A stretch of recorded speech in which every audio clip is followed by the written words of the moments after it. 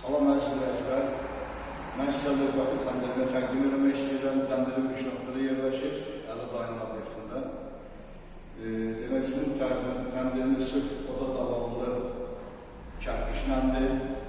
380 dənə kərpiş gedir. Kəndirin materialı gəlir 900 manatı keçir, 950 manat edir.